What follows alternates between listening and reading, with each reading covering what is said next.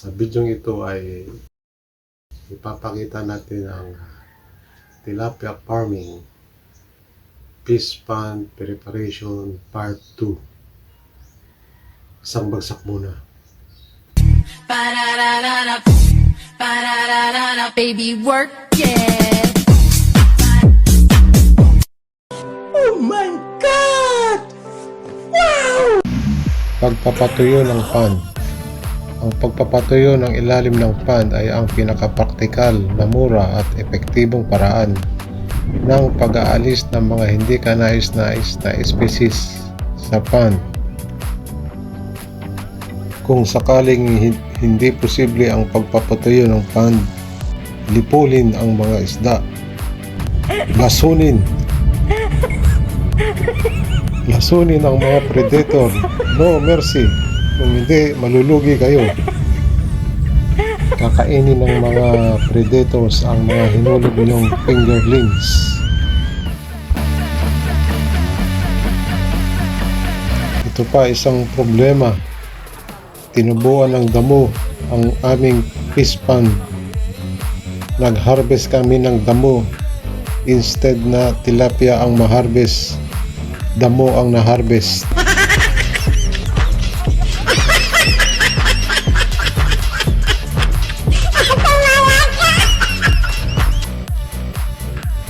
Kaya next time, after nyo mag-pond drying, ay tubigan nyo agad ang fish pond para hindi tubuan ng damo.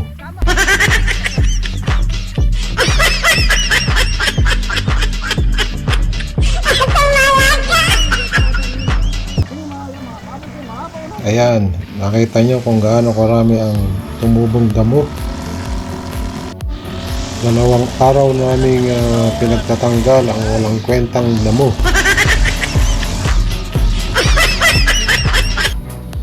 Ang nagastos ko sa labor ay 1,400. Pambili na rin sana ng feeds sa tilapia.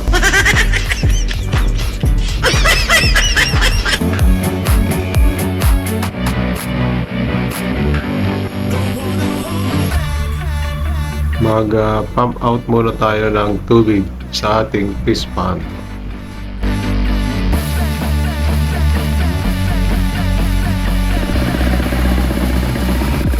Ito yung water pump na high-tech.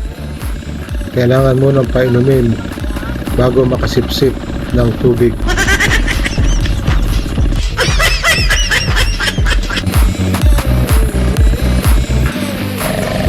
Sa wakas, nakisama rin.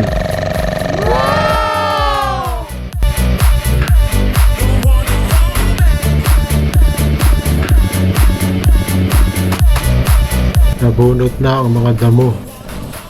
Nagmukha ng fish pond.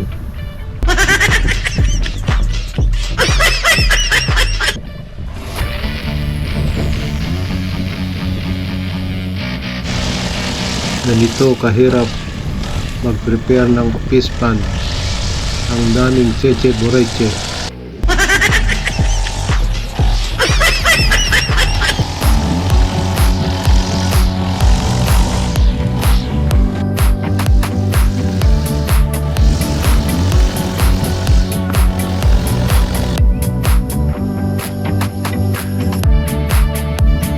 Kaya kami tinubuan ng damo ay dahil 2 linggong nag-uulan dito.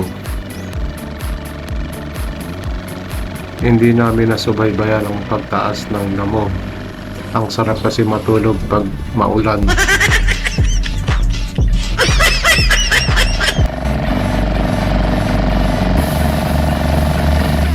Hanggang ngayon ay naglilimas pa rin kami ng damo. Fish pond pa more.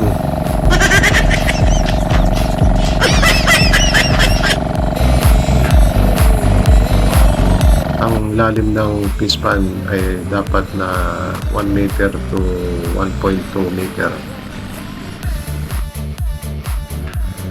Kapag kulang ang lalim, magbawas na lang kayo ng stock na isda.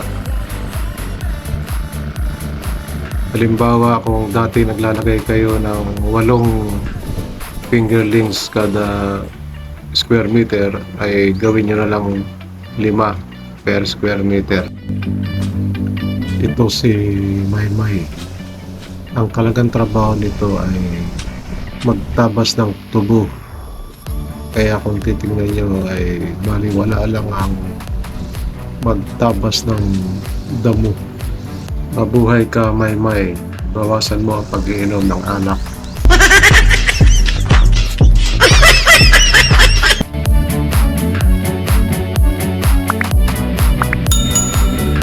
Ito naman ang paglalason ng fish pan.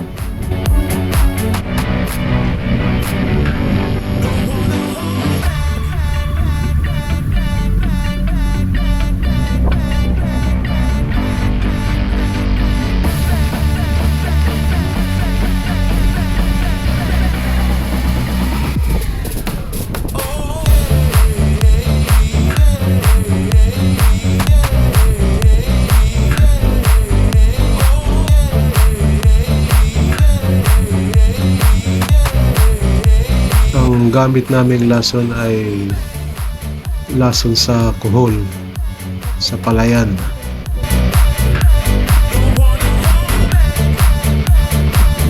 Pwede rin ito sa fish pan, pang lason sa mga predator.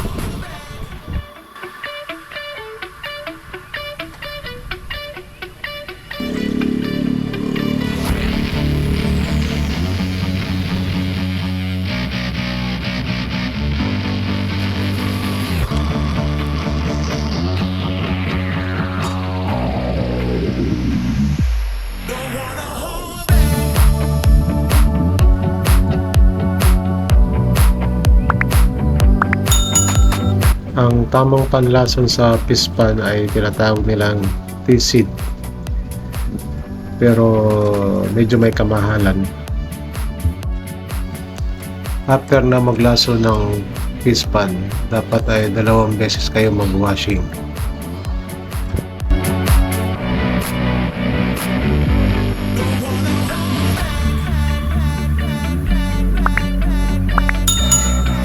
Ito naman si Angin, nag-volunteer na maglagay ng bakod ng fish pan gawa sa fish net.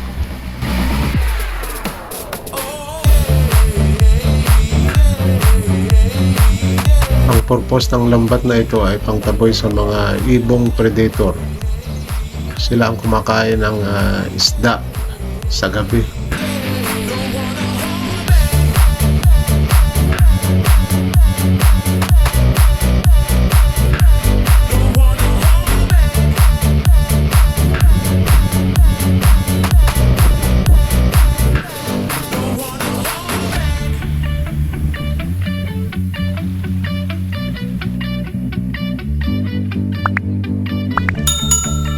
Naglagay na rin kami ng tilapia fry sa ating fish pan. So abangan nyo ang mga sumusunod na videos. Thank you. Salamat.